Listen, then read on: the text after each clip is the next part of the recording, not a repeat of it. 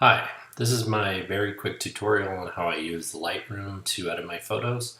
I don't like to spend a lot of time in Lightroom editing. I'd rather be taking photos or doing something else. So this is how I'm going to take this photo from this raw image like this to this.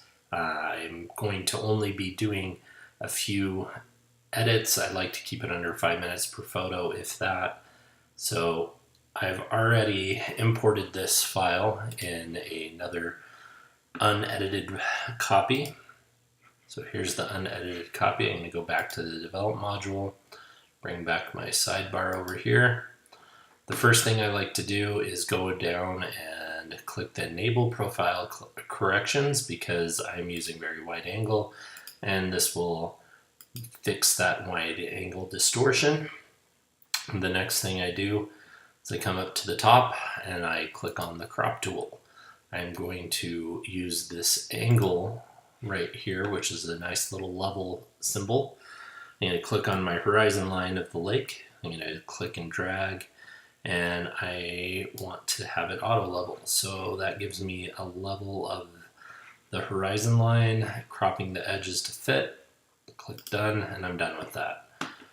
Next thing I'm going to do, I'm going to come into the basic tab here, and in the basic tab I'm going to first adjust the white balance. In a raw file you don't have any white balance really set, you have all the data that you need. A lot of times I just play around with these presets just because they usually are better than the things I can do. But I'm going to just click auto on this. It makes the photo warm, gives it a good feel. The next thing I do is I click auto and I just let it kind of show me what there is.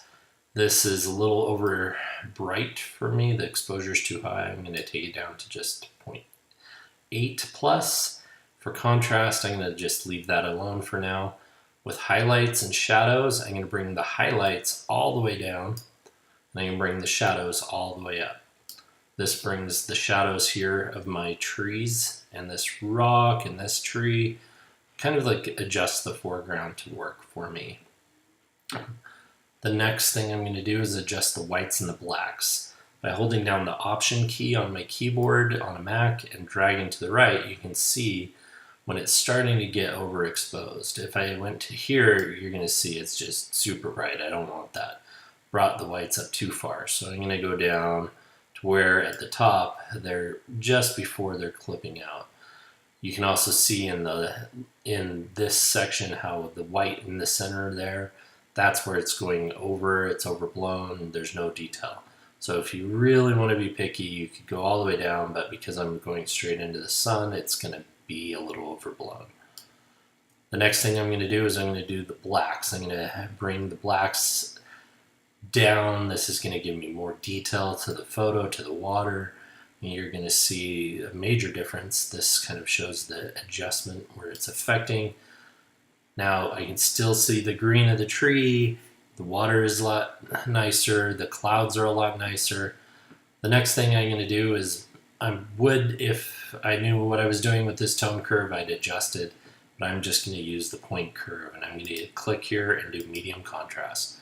This is going to give me just a good contrast level. You can go a strong contrast, but that gets a little too dark and moody for me, so medium is good. Split toning allows you to affect the light colors and be able to change them. If I really wanted this to be a red photo, I can bring red all the way up. I can, change the selection here and have different photos be high. I just want a little more red to it because it's really orange, so I'm just going to go up to 5, which is nothing at all. It's really basic.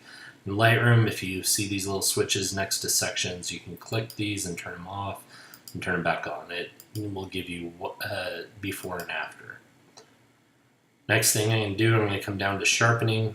In the sharpening section, I want a little more sharpness out of this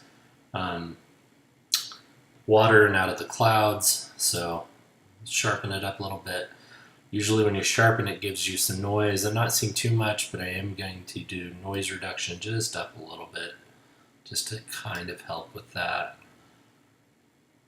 Then if I want to get crazy, I'll go up here and I'll give myself a gradient filter. This is the same thing as using an ND filter. Click and drag. I'm going to bring this right down to my horizon line. So this is, you can, if you mouse over the little button here, it will show you what it's affecting so you can see as it's going up. I really like these clouds. There's a lot of texture and detail in these clouds. I want to bring that up, so I'm going to bring down the exposure of those clouds and just make them nice and dark. Let the contrast come up just a little bit. The other thing you can do is, manually adjust the blacks and the whites here to really add some contrast and detail.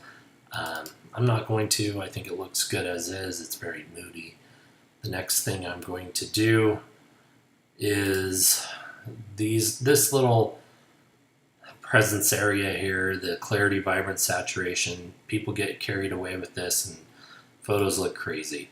So I'm going to bring up the clarity just a little bit. It kind of adds more detail to it. The vibrance, just a hair and maybe a little more. And then do a little more, well, I'm only going to do like 5 on saturation. This photo was just amazing. This night was amazing. The colors really shone out. I didn't have to do much. These sun rays coming off were awesome. If I was going to do anything else, I'd probably, there's nothing else that I would do to this. I'd maybe bring up the exposure just a little bit so you can see these trees, but that's it. Next thing I do is just export it, save it, move on. That's my quick tutorial. If you have any questions, just leave a comment. I am not an expert. I don't use any hotkeys. I try not to do anything crazy. This is just my quick tutorial. Thanks.